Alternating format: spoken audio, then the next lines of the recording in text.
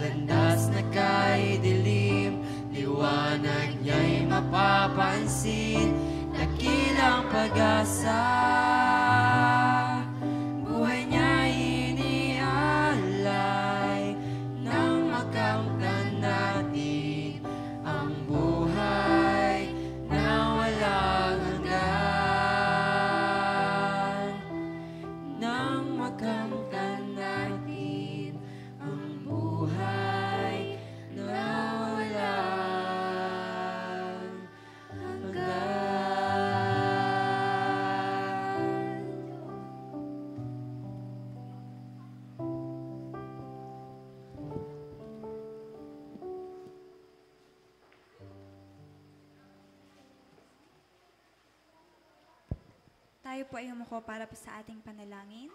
Dakilang Ama, Diyos na makapangyarihan ka po sa lahat, Panginoon, sa mga oras pong ito, kami po ay nagpupuri at nagpapasalamat sa inyong pong banal na pangalan.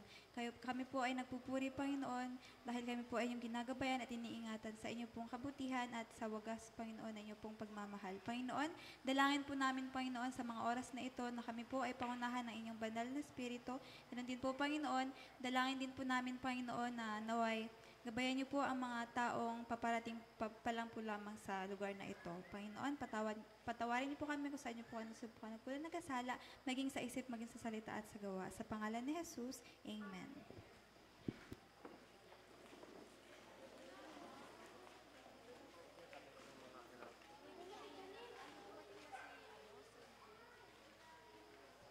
Hello. Ayan. Magandang gabi. Good evening. Good evening. Ayan. Thank you po sa inyo pong pag-response. Ano po? Sige po, bago po tayo bumalik, o bago po tayo magsimula sa atin pong bagong topic, ay gusto ko po kayong tanungin, ano po ang topic po natin kagabi? About po sa arthritis. Ano po?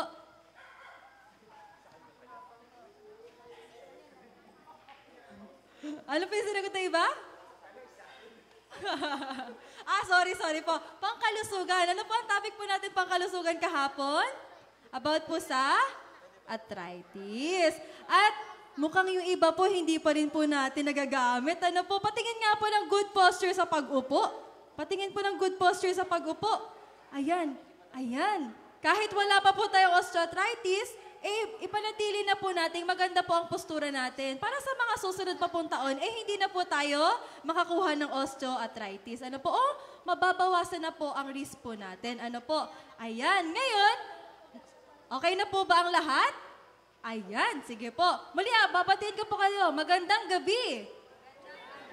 Ayan. Ang ating pong topic ay patungkol po sa amoebiasis. Ganito nila binibigkas to amoebiasis. Opo. Pero pag binigkas po ito, kapag po nasa hospital, mostly po ang bigkas po namin dito ay amoebiasis. Ano po? Amoebiasis. Okay, sabihin nyo nga po, amoebiasis. Amoebiasis, okay lang din naman po. Wala naman po ditong panghuhusga. Ano po? Kahit po basta naiintindihan nyo po. At naiintindihan po kayo ng doktor. Kasi pag hindi po maintindihan ng doktor, yun po ang mahirap. Ano po? Sige po, meron po ba familiar po sa topic na ito? Meron po ba? Sino nagkaroon na ng ganito? Hindi nyo pa siguro alam, ano po. Pero aalamin natin, baka nagkaroon na po kayo ng ganito, hindi nyo pa po alam. Ano po ba ang amoebiasis? Ayan, ito po ay isang infection sa bituka, na sanhi po ng pong parasitiko. Pabasa nga po, ano po ito? Entamoeba histolytica. Entamoeba histolytica. Sorry po, nursing po kayo pong lingkod, hindi po talaga medtech. Ano po? Pang medtech po tong term na to Okay, sabihin nyo na lang po ay histolytica. Di ba hirap din ako? Ayan, pang medtech po yan. Huwag nyo pong alalahanin. Basta po may parasite po kayo sa tiyan, kaya po may infection po sa inyo pong tiyan. Ano po? Ano po kaya ang nangyayari? Alam niyo po, kapag po meron kayong parasite sa inyong tiyan o parasite, pwede po itong maging symptomatic or asymptomatic. Kailan siya nagiging asymptomatic? Kailan nagkakaroon na merong simptomas at mayroong wala namang simptomas? Ano po? Ayan. Paano po ito pwedeng makuha? Person to person. Paano person to person? Paano kaya? Ayan, nakikita niyo po ba sa sa diagram po natin?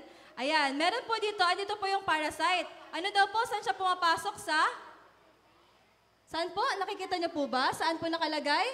Sa bibig. Ano po? At pwede rin po saan? Dito sa may bandang puwetan. Ano po? Ayan. Saan po ito pwedeng makuha? Una po, kapag po kayo ay nakainom ng maduming tubig. Ano po?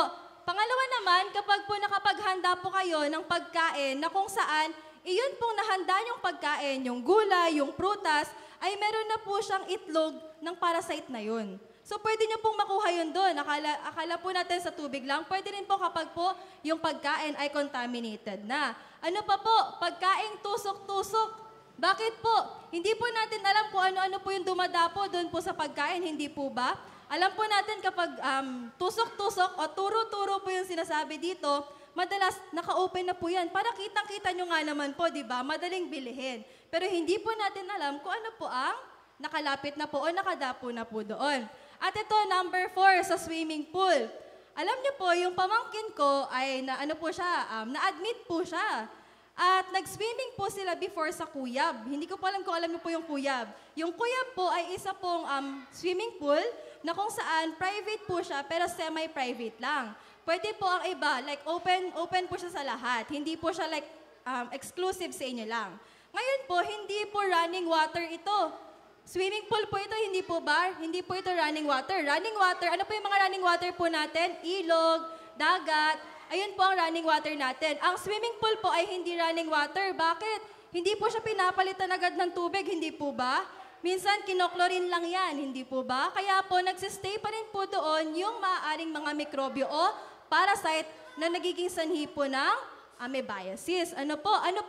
Maduming kapaligiran at tambakan ng tubig. Alam niyo po yung kapag po hindi niyo napansin na matagal na po pala nakastock yung tubig niyo, ano po nandun sa loob?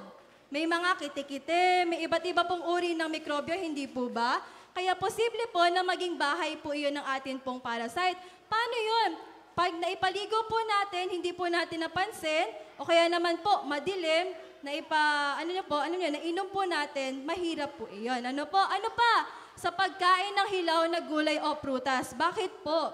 Pag kumakain po tayo ng hilaw na gulay o prutas, lalo na po yung kunwari, bibili po tayo ng pagkain na kung saan balat na po siya, na hati-hati na po siya. Ang posible po kasi doon ay hindi po natin alam, hindi po natin naluto, kaya hindi po natin alam kung ano po yung pwede pong nandoon na kasakitan o mga parasite. At ano pa po, ito po ay madalas na maging sanhi ng atin pong sakit, ang nalangawan na pagkain. Alam niyo po yung sinasabi nilang, konting langaw lang yan, okay lang yan. Alam niyo po, kahit konting langaw lang yan, basta yan po ay napapunta sa atin pong dumi ng aso, dumi ng kahit ano po, ay pwede na pong maging sanhi ng sakit na amoebiasis. Ano po? Sino ang pwedeng makakuha nito? Ayan, bata at matanda. Bakit po bata at matanda? Kapag po bata, mahina pa po ang immune system. Di ba po? Kapag matanda naman, humihina na ang immune system. Kaya po pag humihina na yung immune system natin, mahina yung immune system natin, posible po na hindi po kayanin ng katawan natin na labanan po yung parasite na yon. Hindi po ba?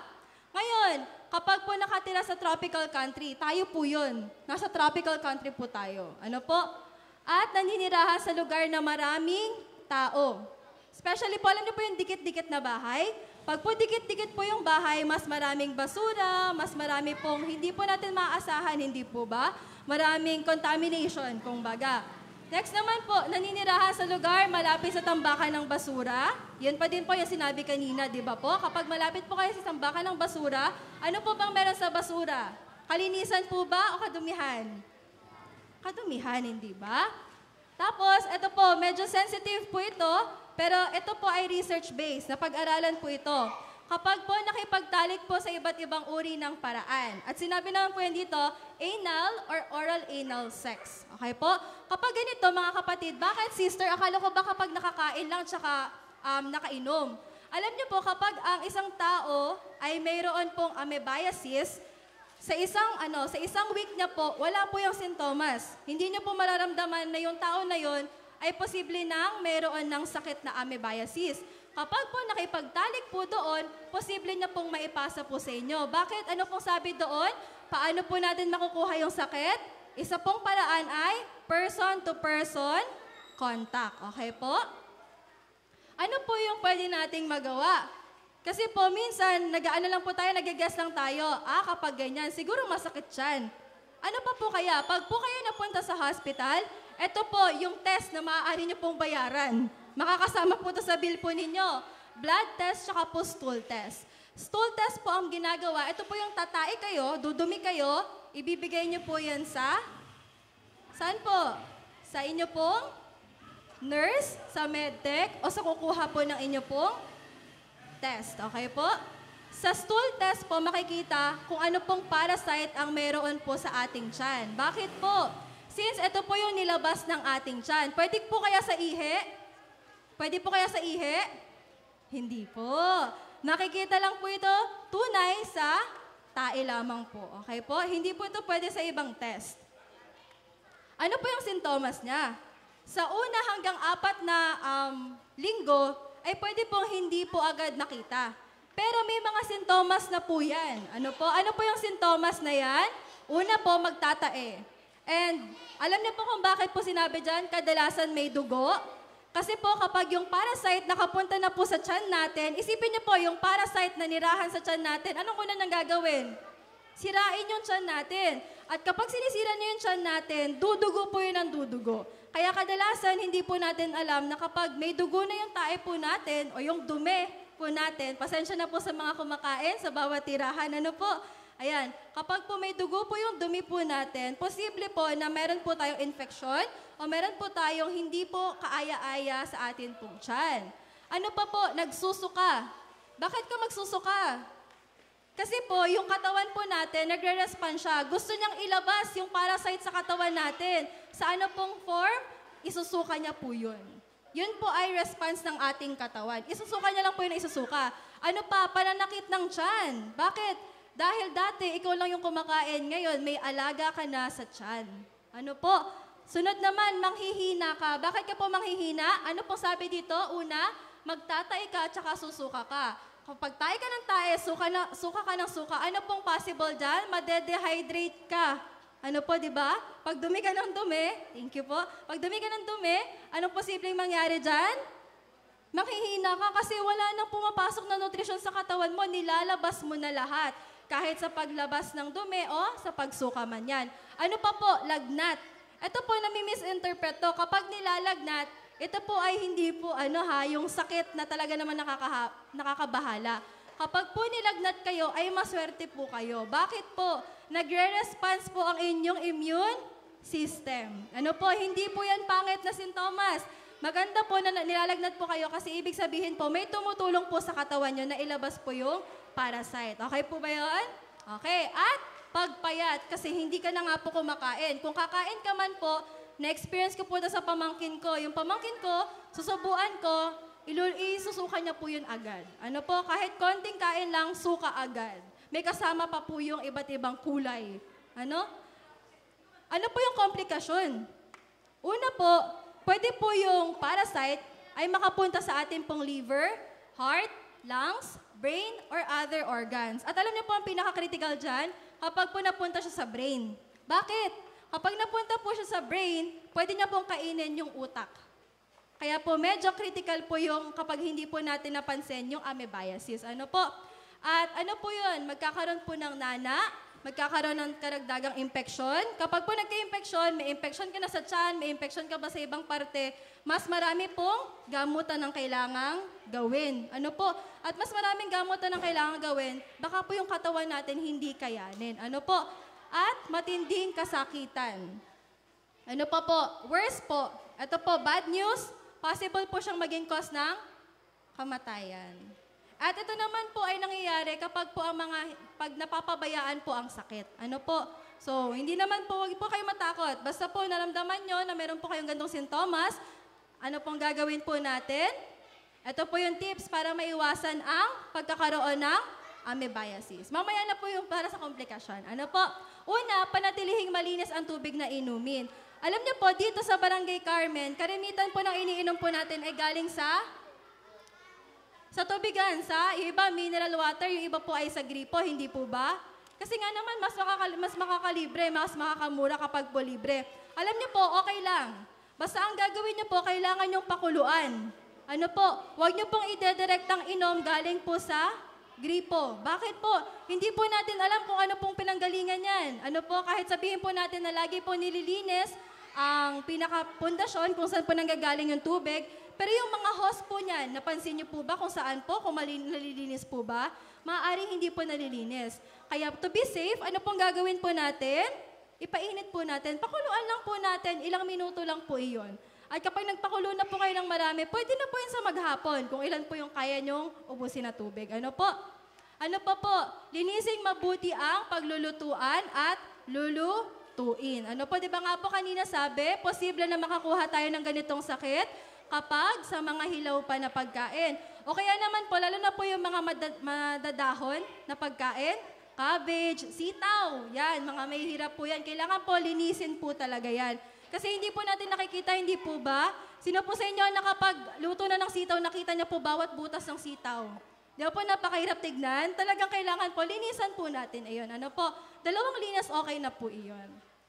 Sunod naman po, maging mapanuri po tayo sa pagkaing bilihin. Alam niyo po, yung turo-turo at tusok-tusok, okay lang naman po. Kapag nakita niyo po na talaga namang sealed siya, pag nakita niyo po na yung pinaglutuan, okay naman. Ano po, pero pag nakita niyo po naka-open, ay next time na lang po kayo, sa iba na lang po siguro bumili. Ano po, masarap naman yan, o kaya magluto po kayo sa bahay po ninyo. At ano po, palaging maghugas ng kamay. Mga bata, naghuhugas ba kayo ng kamay bago kumain? Sige nga. Sino dito, taas kamay ang talaga naghuhugas ng kamay bago kumain? Patingin nga ng mga kuko. Patingin ng mga kuko. Asan? Patingin ng mga kuko. Sino dito ang talagang sure siya na malinis yung kuko niya? Tingin nga. Ayan, yung mga mommies, yung mga babies. Yan. Alam niyo po, minsan, yung kuko po natin, hindi na po kailangan ng pampaganda o cutics. Minsan po, may highlighter na sa dulo. Yun nga lang po ay mikrobyo. Ano po? Kaya wag na po nating panatilihin yung mikrobyo na yun sa atin pong kamay. Kaya po maglinis po tayo ng kamay talaga. O kahit alcohol, okay lang po yan. Basta lahat po ng kamay mako-cover. Next naman po, malinis na kapaligiran. Sino po sa inyo ang gustong manirahan sa maduming kapaligiran? Sino po? Bukod po sa amoebiasis, hindi lang po amoebiasis makukuha natin dyan. Marami pang kasakitan, hindi po ba? Ayan. Kaya po, panatilihin po nating malinis ang kapaligiran. Ngayon, tanong, nagtatahi ako o kaya naman nagsusuka ako. Pwede ba ako ng Gatorade? Number 1 to, lagi itong sinasabi, lagi itong tinatanong. Pwede ba ako ng Gatorade? Sa tingin niyo po, pwede ba? Po? Pinapainom sa nagtatae. Alam niyo po, madalas pinapainom po na sa nagtatae. Ang problema po sa atin, meron po tayong parasite sa ating tiyan. Ngayon, ang Gatorade po ay matamis. At alam niyo po ba kung ano ang pagkain ng parasite? Sugar.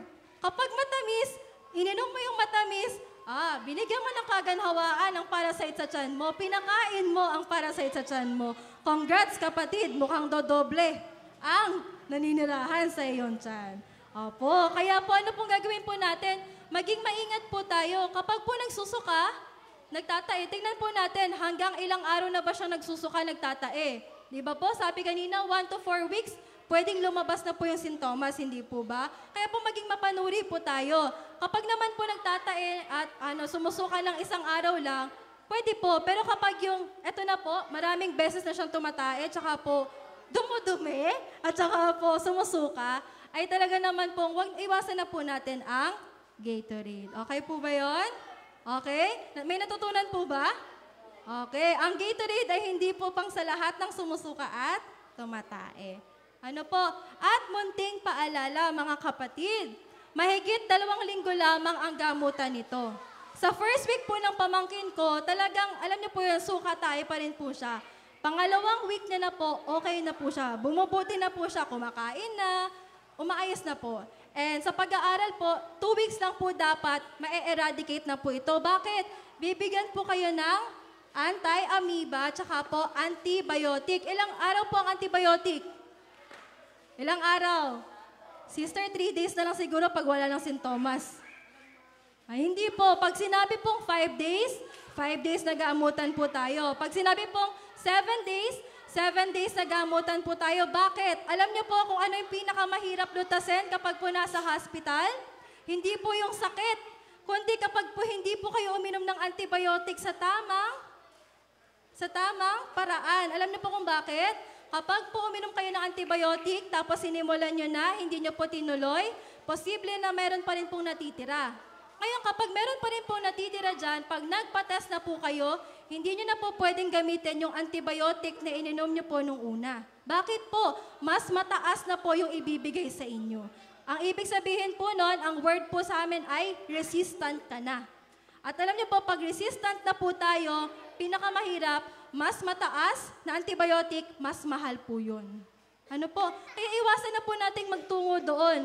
Kapag po sinabing 5 days, 5 days, 3 times a day. Sister, pwede 2 times a day lang. Mukhang sirang-sira na yung kidney ko dito, Ayan. Ngayon po malalaman nyo, kailan po ba nasisira ang kidney? Ano po, dalo lang po kayo dito. Mapag-uusapan din po natin kung kailan po ba nagkakaroon ng kidney failure. Pero sabi po dito, 2 linggong gamutan po ito. Kung kailan dapat inumin po natin. Ano po? Sunod naman po, pagkatapos ng gamutan ay ariing maging maingat pa rin. Bakit po? Alam niyo po yung pamangkin ko, nung siya po ay na-discharge na, siya po ay sinabihan ng doktor na wag muna makipaglaro sa ibang bata, wag munang, alam niyo po yung labas ng labas. Kasi po kapag ganyan po, humihina po yung immune system natin. Ano po, kapag umiinom kayo ng gamot, sad to say, yung atin pong antibodies na tumutulong sa ating katawan ay nababawasan po talaga. Ano po, kaya mahalaga na maging maingat po tayo. Bakit po? Kasi po, number 4, sabi po dito, skip ko lang po saglit ha. Number 4, maaari po itong maulit. Ano po, kahit 1 beses, 2 beses po sa isang taon, pwede po itong mangyari sa inyo kung hindi po tayo mag-iingat. Ano po, 1 beses ay pwede na po nating matutunan kung ano po yung mga bagay na dapat po nating matutunan. Ano po, sunod naman, number 3, kung nakaramdam na ng sintomas, ay ariing magpatingin o kumonsulta sa doktor. Alam niyo po, ang atin pong mga barangay health center ay tumutulong din naman po. Ano po, may mga barangay doctor na pwede po silang tawagan. Ariin po nating magamit, yung atin pong rights bilang isang Pilipino na pumunta po sa barangay health center. Magamit naman po yung oportunidad po natin na kung saan ay makinabang doon. At kung ito ay hindi aagapan, ay maaari itong maging sanhi ng pagkamatay. Ayun pa rin po. At bago po ako magtapos, ay gusto ko pong basahin sa inyo. O sabay-sabay po nating basahin para po magising tayo. Kasi meron pa pong susunod sa aking lecture. Maganda po, gising po tayo. Ano po, lahat po tayo pwede po ba nating basahin ng malakas? Sige po, 1 Korinto 10:31. Sige po, basahin po natin. Kaya, kung kayo'y nagsisikain man, o nagsisiinom man, o anuman ang inyong ginagawa, gawin ninyo ang lahat sa ikaluluhati ng Diyos. Ayan. Muli po ay maraming salamat po sa pakikinig.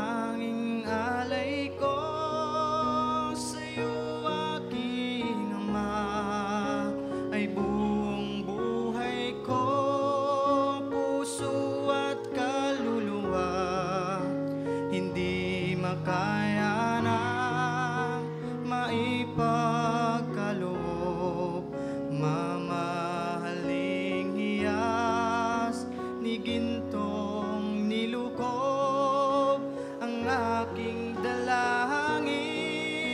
O Diyos ay tanggapin ang tanging alay ko, nawa'y gamitin.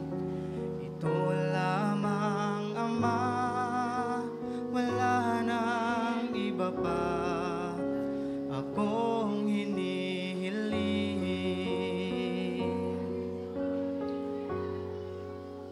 Aking hinihintay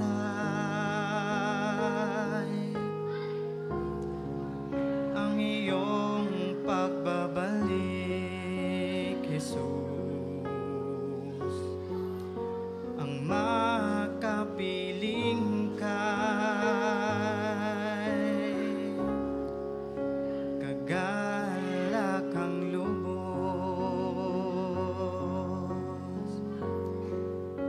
Ang tanging alay ko sa'yo, aking Ama, ay buong buhay ko, puso't kaluluwa. Hindi makaya nang maipagkaloob, mamahaling hiyas ni gintong nilukob ang tanging dalangin.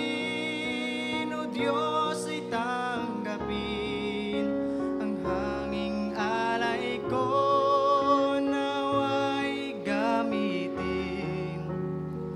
Ito lamang, Ama, wala nang iba pa akong hinihiling.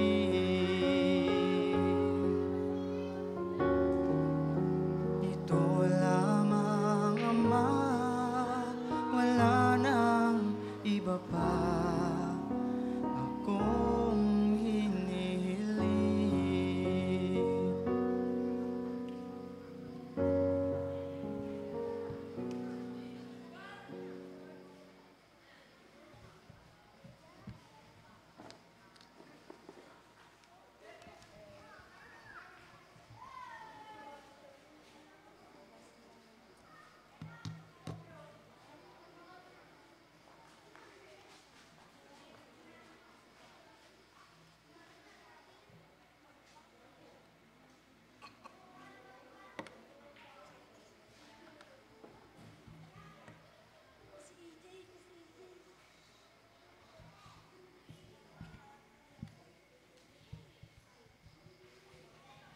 Magandang gabi po sa ating lahat.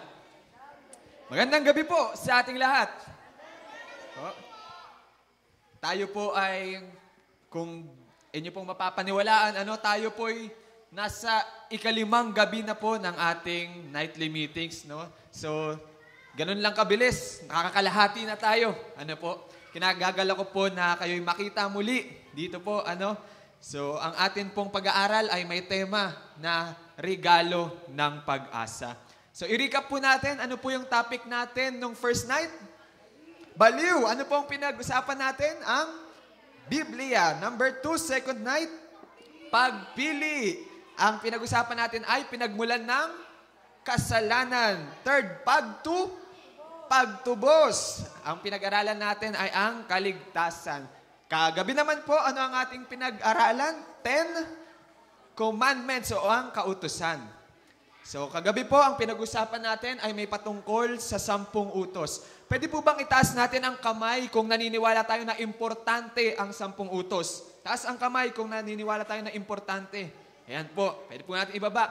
Ngayon pong gabi, ang pag-uusapan po natin, ang title ay, pakibasa po, pahinga. Ang pag-uusapan po natin ay ang Sabat. Titignan po natin sa ating banal na kasulatan kung ano po ang nakasulat sa ating pang-apat na utos. Ano po? So, kagaya po kagabi, ngayon po ako ang babasa ng kulay itim at kayo naman po sa kulay pula. Ano pong kulay ang sa inyo? Kulay pula. Exodo 20. alalahanin mo ang araw ng Sabat upang ingatan itong banal. 6 na araw kang gagawa at iyong gagawin ang lahat ng iyong gawain. Ngunit ang 7 araw ay Sabat sa Panginoon mong Diyos. Sa araw na ito ay huwag kang gagawa ng anumang gawain. Ikaw o ang iyong anak na lalaki, ang iyong anak na babae, ang iyong aliping lalaki, ang iyong aliping babae, ang iyong baka, ang dayuhang nasa loob ng iyong pintuan. Sa araw na ito ay huwag kang gagawa ng anumang gawain sapagkat sa loob ng 6 na araw ay ginawa ng Panginoon ang langit at lupa, ang dagat at lahat ng naroroon at nagpahinga sa 7 araw, kaya't binasbasan ng Panginoon ang araw ng Sabat at ginawa itong banal. Yan po ang buong nakasulat sa banal na kasulatan. Kapag tinignan nyo, word for word, yan po ang ating mababasa. So bago po natin i-explain ang ating teksto sa gabing ito, tayo po muna ay manalangin. Iniimbitahan ko po na tayo yumuko sa ating panalangin. Panginoong Hesus, iniimbitahan ka po namin sa gabing ito sa pamamagitan ng iyong banal na Espiritu Santo. Panginoon, tulungan mo na maintindihan namin ang napaka-importanteng parte ng iyong banal na kautusan, Panginoon. Tulungan mo at ipaintindi mo ito sa amin, Panginoon. Ito'y aming tinanggap sa iyong pangalan. Amen. Ngayon, mga minamahal, explain natin ang mga detalye sa 4 na utos. Hindi mo na kailangan halos umalis sa 10 Commandments para maintindihan mo kung ano ang nilalaman ng Sabat. Kumbaga para sa akin, kompleto na siya kahit hindi mo na ikonsulta yung ibang teksto sa Biblia. Pero pag kinonsider mo yung whole Bible, mas marami ka pang detalye na matatagpuan tungkol sa 4 na utos, tungkol sa Sabat. Pero hihimay-himayin natin kung ano ba yung ibig sabihin ng Sabat o yung 4 na utos. Magsistay tayo muna sa 10 Commandments. Una, ang nakalagay ay alalahanin. Ano po sa English ang alalahanin? Remember. Yan. Naalala ko po, meron isang nangangaral siya, nakagaya ng ginagawa natin. Tapos, habang siya'y nangangaral, merong sumabat sa kanya. At biglang tumayo. Sabi niya, hindi na kailangan ng 10 utos. Tapos yung nagsabi, parang napaisip siya kasi pag sinabi mong hindi na kailangan ng 10 utos, pwede na bang pumatay? Pwede na bang mangalunya? Tapos sabi niya, ay hindi pala, 9 na lang ang kailangan. Tapos sabi ng mga ngaral, so kung 9 na lang, ano yung kailangan nating alisin? Sabi naman ng sumabat, hindi na natin kailangan ng Sabat. Kailangan na natin kalimutan ang Sabat. Sabi naman ng mga ngaral, so ang sinasabi mo, ang kailangan nating kalimutan na utos ay ang nag-iisang utos na nagsisimula sa alalahanin. Are you telling me that the commandment that we should forget is the one that starts with the word remember? Hindi ba't parang wala namang sense kung kakalimutan natin ang araw ng Sabat? Ano po? At nakakatuwa ang ating Panginoon sapagkat siguro, marahil, alam niya na prone ang tao sa pagkalimot. Kaya ang una niyang sinabi sa 4 na utos ay ano po? Alalahanin. Siguro alam na ng Diyos at nakita niya sa hinaharap, nakakalimutan ito ng mga tao. Kaya kailangan ko silang i-remind na ito'y alalahanin. Ano nga po ba ang ibig sabihin ng word na Sabbath? Ano po?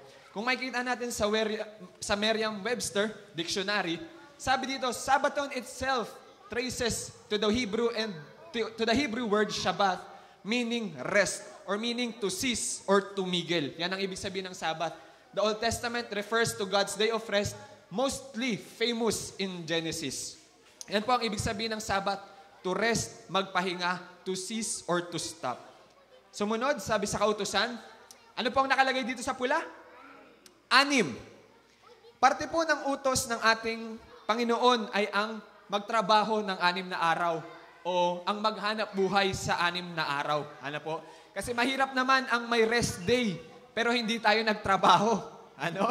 Meron po ba kayong katrabaho na hindi nila ginagawa yung trabaho nila ng maayos, pero sila pa yung excited sa break time? Ano po? So sinasabi ng Panginoon, sa 6 na araw, ikaw ay dapat maghanap buhay, ikaw ay dapat magtrabaho o magbanat ng buto. Sunod, ang sinasabi sa ating banal na kasulatan, ano po ang nakalagay dito? 7 araw ay Sabat. Dito, sinasabi sa atin ng Panginoon kung anong araw ang kanyang Sabat. Okay? Ano po ang sinasabi dito? Ang Sabat ay ang 7 araw. Ngayon, tingnan po natin sa ating mga kalendaryo. Ano po? Ano nga ba ang 7 araw? Ano? Tulungan niyo po ako magbilang. Okay? Ano po ang unang araw? Sunday. So, bilangin natin. 1, 2, 3, 4, 5, 6,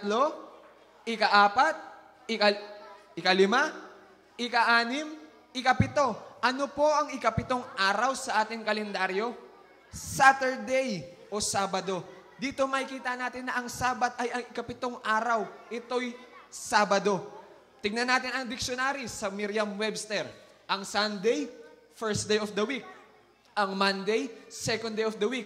Ang Saturday, seventh day of the weekly cycle. Meron din nagsasabi, brother, ang sinabi sa Bible, Sabado. Ang sinabi sa Bible, Sabat, hindi Sabado. Pero mga minamahal, tignan niyo yung mga lingwahe ng buong mundo. Sa Greek, ang word nila for seventh day, Sabaton, merong similarities sa Sabado. Sa Spanish at Portuguese, kapareho nila ang word natin for Sabbath day, Sabado. Mga minamahal, ang ibig sabihin ng Sabado ay walang iba kundi Sabat din. Hindi ba't malapit at magkatunog? Kung baga ang house, sa Tagalog ay bahay, ang kabayo naman ay horse, parang ganun din po ang Sabat at Sabado. Yan. So, dito makikita natin, mga minamahal, na ang 7 araw ay ang araw ng ating Panginoon. Ito po ang araw ng Sabat. Sunod, sinasabi sa ating banal na kasulatan, ito po ang sinasabi ng Panginoon na dapat nating gawin sa araw ng Sabat. Sabi niya, ang dapat mong gawin ay huwag kang gagawa. Yan daw ang iyong gagawin, huwag kang gagawa. Dito sinabi ng Panginoon sa araw na ito na dapat magpapahinga tayo. Dapat ititigil natin ang ating mga sekular na gawain. Binigyan tayo ng Panginoon na 6 na araw para gumawa at ang 7 araw ay binigay niya upang tayo'y magpahinga. Sabi dito, ang Panginoon, kumbaga sinasabihan niya tayo na magpahinga sa ating mga trabaho, sa ating mga hanap buhay, sa ating mga negosyo, at sa ating mga pag-aaral. Ano po, gusto ng Panginoon na tayo'y mag-rest at magpahinga. Sinabi din dito, sino ang kailangang mangilin ng Sabat? Sino ang kailangan umalala ng Sabat? Sabi dito, ikaw mismo, ang iyong mga anak, ang iyong mga manggagawa kung ikaw ay may negosyo. Hindi lang yon, yung mga ginagamit mo na mga animals, kagaya ng baka at kalabaw, kailangan mo rin silang pagpahingahin. Kung meron kang bisita na dayuhan galing ibang bansa, kailangan mo rin silang i-encourage na magpahinga. Yan. Sabi din dito, mga minamahal, sapagkat sa loob ng 6 na araw ay ginawa ng Panginoon ang lahat ng bagay. Kapag tayo ay nangingilin ng araw ng Sabat, ibig sabihin, ginagalang natin ang Panginoon bilang ating manlalalang. We acknowledge Him as our Creator. Mga minamahal, sa usapin ng pagsamba, sa usapin ng pangingilin at sa usapin ng relihiyon, tanong ko po sa inyo, sino po ba dapat ang masunod? Okay? Yung tanong ko po, sa usapang pagsamba, sa usapang pangingilin, sa usapang relihiyon, sino po dapat ang masunod? Ang dapat po bang masunod ay ang tao? Ang dapat po bang masunod ay ang kagaya kong mga ngaral? Sino po ang dapat masunod? Hindi po ba ang dapat masunod ay ang ating Diyos? Amen? Yan, hindi po tayo dapat magtiwala sa tao, sa kagaya kong mga ngaral. Ano po ang sinasabi ng Panginoon sa ating Biblia? Yan po ang ating dapat sundin. Kaya doon tayo sinabi ng Panginoon na araw ng pagsamba sa Kanya. Kapag tayo ay naingilin ng araw ng Sabat, we acknowledge God as our Creator. And we acknowledge that we are made in His image, na ginawa tayo sa Kanyang wangis at sa Kanyang tulad. Marami pong nagtuturo ngayon, miski sa ating mga eskwela, na kung saan-saan daw tayo nanggaling. Ano po? Nanggaling daw tayo sa Big Bang, at sa kung saan, sa evolution. Alam niyo po, merong kwento ang isang bata. Ano po? Sila yung naglalaro. Tapos, nagtalo sila ng kanilang mga kalaro. Ano? Naglalaro sila, bigla silang nagtalo at nagdebate. Sabi nung isa, nanggaling kami sa Diyos. Sabi naman nung isa, hindi, nanggaling kami sa Big Bang Theory. Sabi niya, hindi, nanggaling kami sa alabok. Tapos, inihipan ng Panginoon at naging tao. Isa naman sabi niya, hindi, nanggaling kami kay Adan at Eva. Yung isa naman, sumabat siya, sabi niya, hindi, nanggaling kami sa unggoy. Tapos, tinitigan sila nung kalaro niya. Sabi niya, yung pamilya namin ang pinag-uusapan, hindi pamilya nyo. Sabi, no? So, yung iba, naniniwala sila na galing sila sa unggoy, na nanggaling sila sa mga matching. Pero kapag pinaniwalaan natin at pinangili natin ang araw ng Sabat, pinaniniwalaan natin na tayo ay nanggaling sa Panginoon. When we keep the Sabbath, we affirm our value. We are made in the image of God and we are valuable in the sight of God. Tingnan niyo sa Genesis, sabi dito, nung ginawa ng Panginoon ang mundo at lahat ng bagay nung 6 na araw, sabi dito, nayari ang lahat, nayari ang langit at ang lupa at ang lahat ng mga bagay sa iyon. Nang ikapitong araw, sa Genesis ito nang ikapitong araw ay natapos ng Diyos ang gawain na kanyang ginawa at nagpahinga siya ng ikapitong araw mula sa lahat ng gawaing kanyang ginawa. Tayo kapag tayo nagpapahinga dahil tayo ay pagod. Ngayon tanong ko po sa inyo, nagpahinga ba ang Diyos dahil napagod siya? Napagod ba ang Diyos sa paggawa niya? Pinagpawisan ba siya dahil nagpukpok siya ng pako? Ano po, hindi. Nung nilalang ng Panginoon ang mundo, binigkas lang niya at nariyan na. Ganun siya makapangyarihan.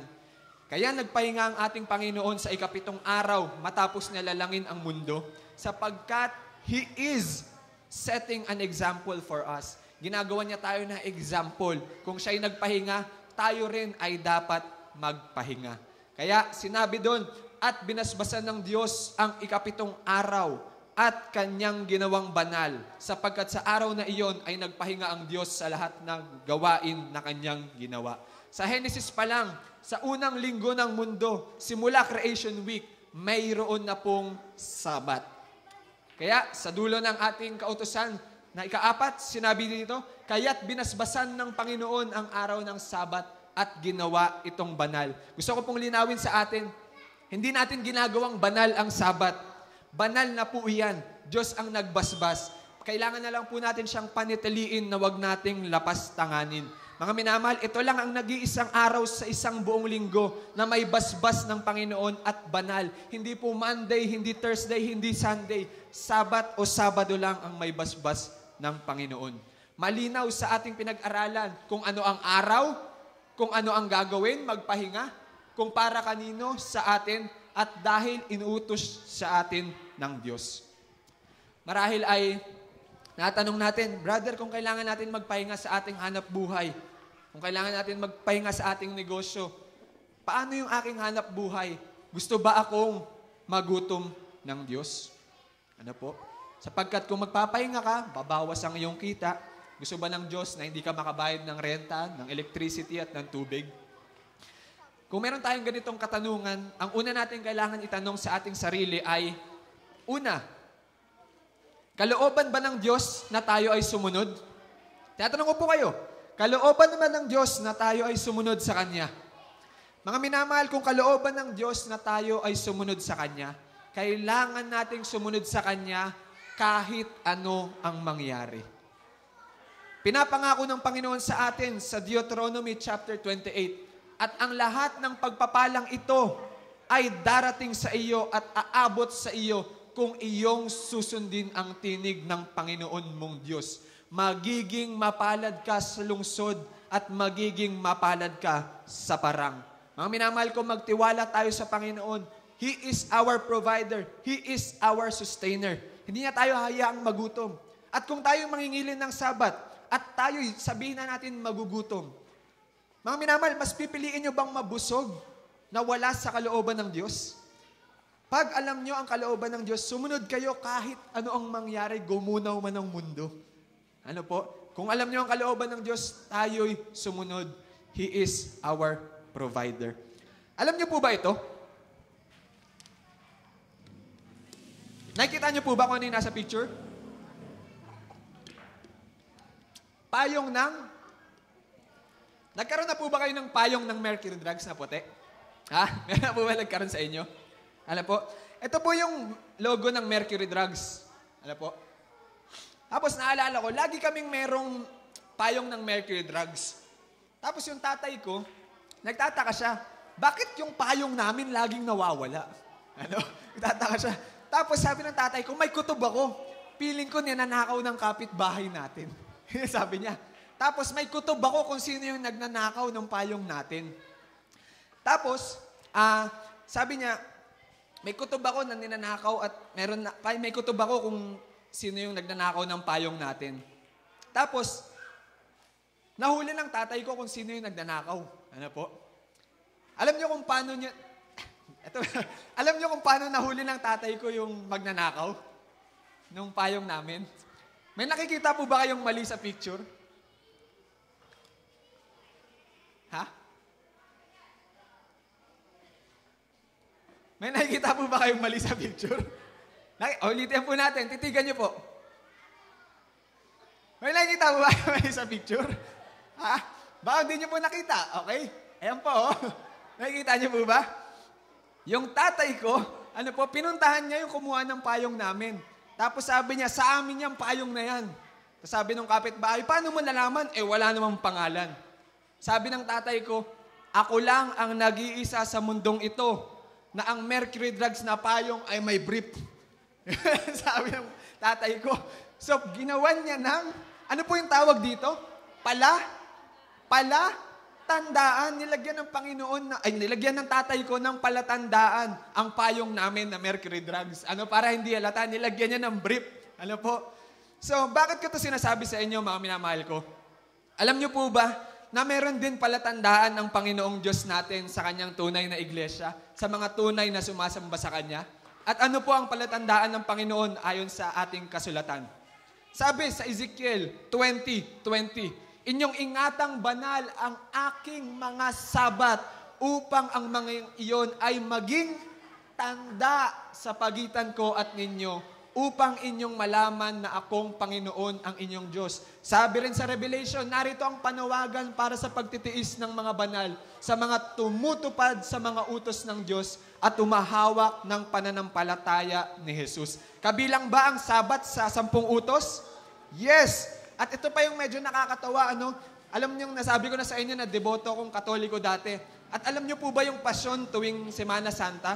Ito yung nakasulat sa pasyon, Hindi ko natutunan to kasi sintonado ako kung paano magpasyon.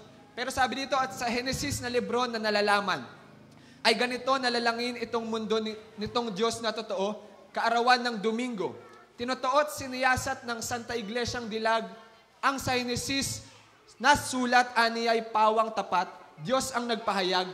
6 na araw ay bago nangyari itong mundo, 10 nang gawin ang tao, nagtahan sa 7 itong Diyos na totoo. Tingnan niyo po ang nakasulat sa Pasyong Mahal. Ito'y pasunod sa atin itong Diyos na maawain. Kaya ipinagbilin, natalimahin at sundin. Anong nakalagay? Ang Sabado'y ipangilin. Tingnan niyo, pati sila alam. Sila miski sa Pasyong Mahal nakasulat, Sabado'y ipangilin. Hindi ba't parang nakakatuwa? Ngayon, Brother Carl, yung mga unang apostol ba at unang alagad ng Panginoon, nangingilin ba sila ng araw ng Sabat? Si Pedro, si Juan, yes. Si Pablo, sumulat siya ng 13 books sa New Testament. Sinabi dito, si Pablo ay pumasok ayon sa kanyang kaugalian. Ito yung practice ni Paulo lagi. Sabi dito na 3 Sabat ay nangatuwiran sa kanila mula sa mga kasulatan. Si Apostol Pablo, si Pedro, si Juan, lahat sila nangingilin ng Sabat. Ngunit ang malaking tanong, ang Panginoong Hesus ba, nangingilin ba siya ng Sabat?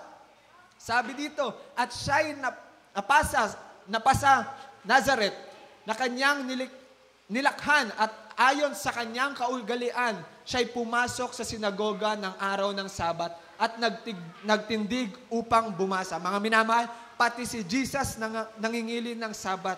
At kung si Jesus ang ating perfect example, pag finalo natin si Jesus, safe tayo kay Jesus. Sabi dito, ang Sabat ay ginawa dahil sa tao. The Sabbath was made for man. At ano sinasabi ng Biblia sa mga nangingilin ng araw ng Sabat? Sabi dito sa Isaiah 56, mapalad ang taong gumagawa nito, na nangingilin ng Sabat at hindi ito nilalapastangan. Mga minamahal, sa Genesis may Sabat, panahon ni Moises may Sabat, panahon ni Jesus may Sabat, panahon ng unang Kristiyano may Sabat. Ang tanong, sa langit ba may Sabat? Sapagkat kung paanong ang mga bagong langit at ang mga bagong lupa na aking lilikahin ay mananatili sa harap ko, sabi ng Panginoon, gayon mananatili ang inyong lahi at ang inyong pangalan. At mangyayari na mula sa bagong buwan hanggang sa panibago at mula sa isang Sabat hanggang sa panibago, paroroon ang lahat ng tao upang sumamba sa Panginoon. Sabi ng Panginoon. Yan. Mga minamahal, mula Creation Week, okay, hanggang kay Jesus, hanggang sa panahon natin, pagpunta natin sa langit, mayroon pa ring Sabat. Kaya ano ang iisipin natin kapag may nangaral na wala na daw ang Sabat? Mga minamahal, wag natin silang paniniwalaan. Marami pa tayong pwedeng i-discuss sa Sabat, pero para mas lumalim ang ating pag-uusap, dumako na po tayo sa ating buzz session na merong 3 katanungan. Sa isang linggong punong-puno ng trabaho at mga gawain, paano ka magpapahinga at magre-recharge? Kalawa, para sa iyo, ano ang magiging epekto kung maglalaan ka ng isang araw para magpasalamat at magpahinga? Paano kaya makakatulong ang isang araw sa isang linggo bilang Sabat para mag-worship at magpahinga? Tayo na po'y dumako sa ating buzz session or group discussion. Tayo na po'y maggrupo-grupo.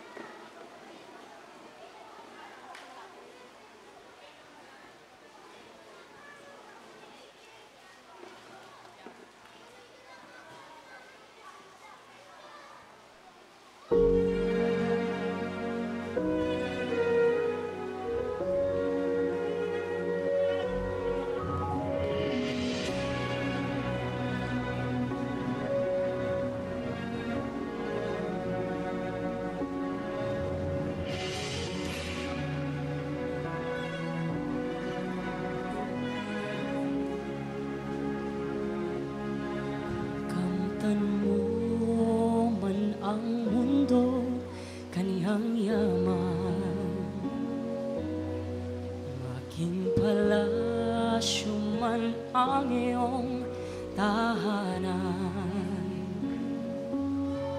Makamit mo man ang lahat ng bagay sa sanlibutan, buong buhay mo ay walang kabuluhan.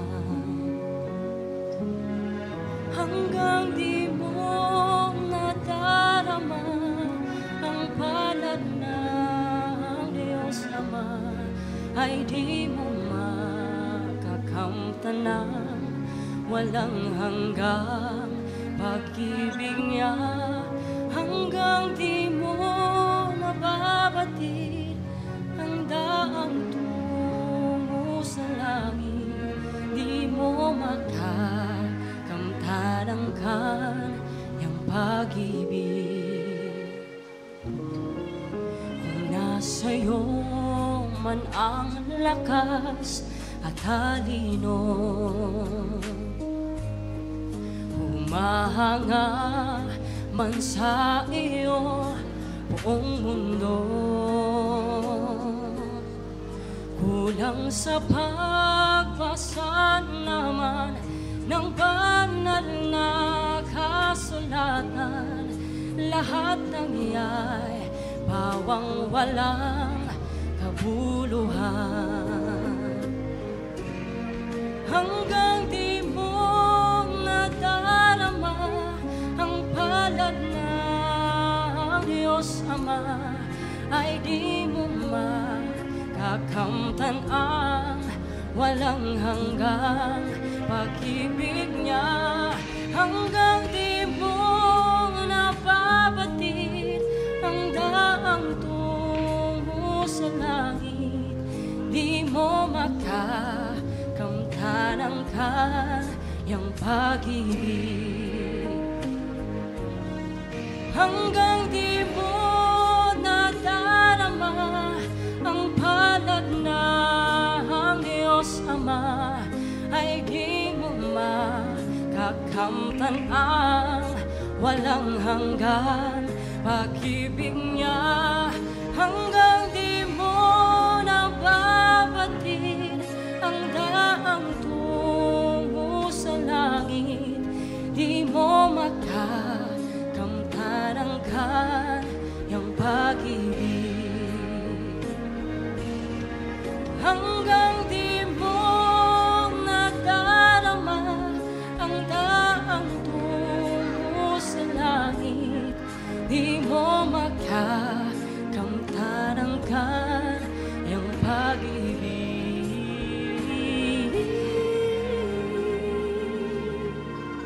Di mo makakamtan ang kanyang pag-ibig.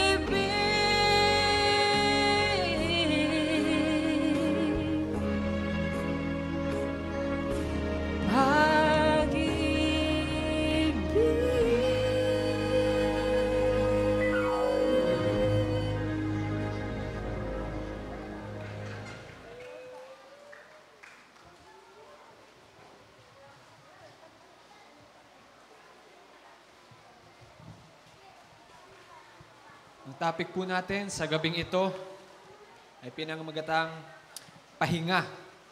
Ang pinag-aralan po natin ay ang araw ng pangingilin o ang araw ng Sabat. Sa mundo po natin, puno po tayo ng stress. Tayo'y laging pagod. Toxic sa trabaho.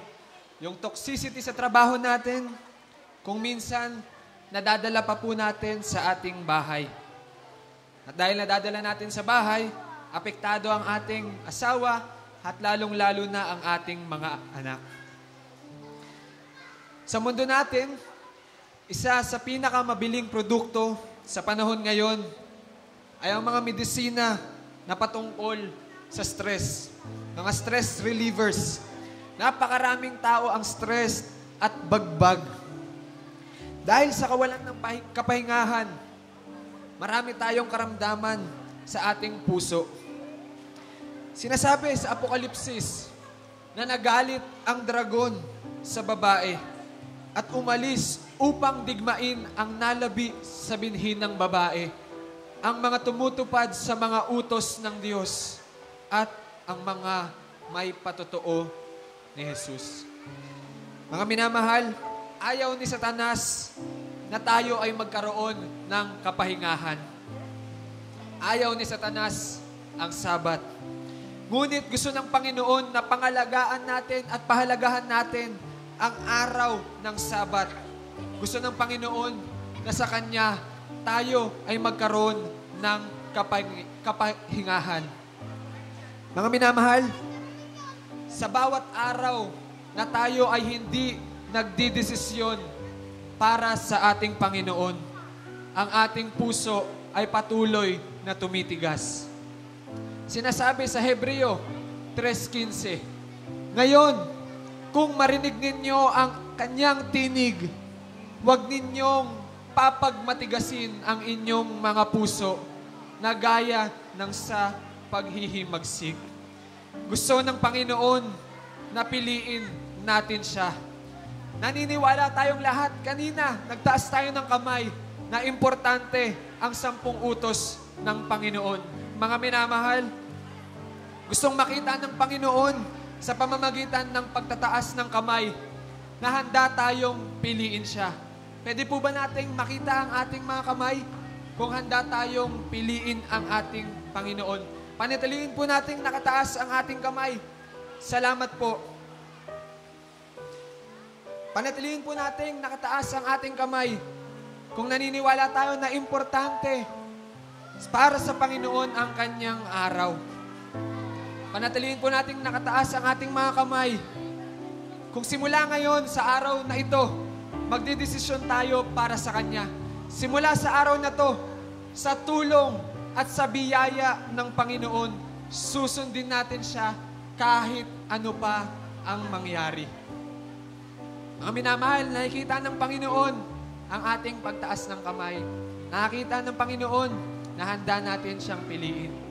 Nagagalak ang Panginoon na sa pamamagitan lang ng simpleng pagtaas ng kamay, handa natin siyang hindi ikahiya at siya'y piliin. Atin po ibaba na ang ating mga kamay. Mga minamahal, natutuwa ang Panginoon at siya'y nagagalak na atin siyang pinipili at atin pa siyang patuloy na pipiliin. Importante ang araw ng Sabat. Ipinakita natin sa inyo na ito'y kanyang utos at ito'y nasa banal na kasulatan. Mga minamahal, iniimbitahan ko lahat na tayo'y tumayo para sa ating panalangin. Tayo po'y tumuyo. Tayo po'y yumuko sa ating panalangin. Panginoong Hesus, ako'y nagagalak na ibahagi sa mga nakikinig ang iyong katotohanan sa araw ng Sabat. Kaya Panginoon, gusto ko lang pong humiling sa inyo, nabigyan niyo po kami ng puso na handang sumunod sa inyo, Panginoon. Alam namin, Panginoon, na napakagandang regalo. Ito'y regalo ng pag-asa sa amin na bagbag at stress sa aming buhay. Nariyan ang iyong Sabat na kapahingahan, Panginoon, ang ikapatong araw. Kaya, Panginoon, simula sa araw na ito, tulungan mo kami na araw-araw kang piliin, Panginoon. Panginoon, salamat sa iyong kabutihan. Ito ang aming samot dalangin sa iyong pangalan. Amen. Mga minamahal, bukas po ulit, tayo po'y magkita-kita. Paganda pa po ng paganda ang ating mga mensahe. Salamat po sa inyong pagdalo sa gabing ito. Magandang gabi po.